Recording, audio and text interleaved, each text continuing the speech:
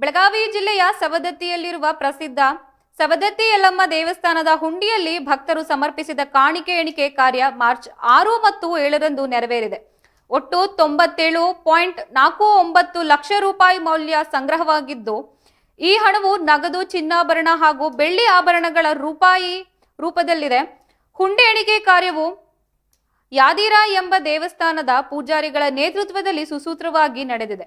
ಈ ಪ್ರಕ್ರಿಯೆಯಲ್ಲಿ ದೇವಸ್ಥಾನದ ಅಭಿವೃದ್ಧಿ ಪ್ರಾಧಿಕಾರ ಸಿಬ್ಬಂದಿ, ಬೆಳಗಾವಿ ಉಪ ಆಯುಕ್ತರ ಕಚೇರಿಯ ಸಿಬ್ಬಂದಿ, ಸವದತ್ತಿ ತಾಲೂಕು ಅಧಿಕಾರಿಗಳು ಮತ್ತು ಪೊಲೀಸ್ ಸಿಬ್ಬಂದಿಗಳು ಉಪಸ್ಥಿತರಿದ್ದು ಎಣಿಕೆ ಕಾರ್ಯಕ್ಕೆ ಸಾಕ್ಷಿಯಾಗಿದ್ದಾರೆ.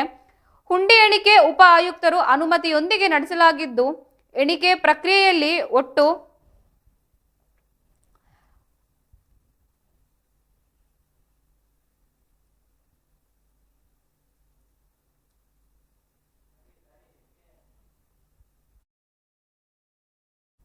94,06,596 ರು ನಗದು ಸಂಗ್ರಹವಾಗಿದೆ. ಇದರ ಜೊತೆಗೆ 1,50,400 ರೂಪಾಯಿ ಮೌಲ್ಯದ ಚಿನ್ನಾಭರಣ ಮತ್ತು 1,92,860 ರೂಪಾಯಿ ಮೌಲ್ಯದ ಬೆಳ್ಳಿ ಆಭರಣಗಳು ಪತ್ತೆಯಾಗಿವೆ.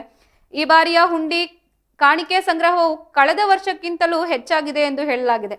ದೇವಸ್ಥಾನದ ಆವರಣದಲ್ಲಿ ನಡೆದಿದ್ದ ಈ ಎಣಿಕೆ ಕಾರ್ಯದಲ್ಲಿ ಸುಮಾರು 60 ಮಂದಿ ದೇವಸ್ಥಾನದ ಸಿಬ್ಬಂದಿ, 10 ಮಂದಿ ಕೆನರಾ ಬ್ಯಾಂಕ್ ಸಿಬ್ಬಂದಿ, ಹೋಮ್ ಗಾರ್ಡ್ಸ್ ಮತ್ತು ಅಧಿಕಾರಿಗಳು ಭಾಗವಹಿಸಿದ್ದು, ಈ ಕುರಿತು ಮಾತನಾಡಿದ ದೇವಸ್ಥಾನದ ಅಭಿವೃದ್ಧಿ ಪ್ರಾಧಿಕಾರದ ಉಪ ಕಾರ್ಯದರ್ಶಿ ನಾಗರತ್ನ ಅವರು, ಭಕ್ತಾದಿಗಳು ದೇವಸ್ಥಾನದ ಮೇಲೆ ಇಟ್ಟಿರುವ ನಂಬಿಕೆಗೆ ಇದು ಸಾಕ್ಷಿಯಾಗಿದೆ. ಸಂಗ್ರಹವಾದ ಹಣವನ್ನು ದೇವಸ್ಥಾನದ ಅಭಿವೃದ್ಧಿಯ ಕಾರ್ಯಗಳಿಗೆ ವಿನಿಯೋಗಿಸಲಾಗುವುದು ಎಂದು ತಿಳಿಸಿದ್ದಾರೆ.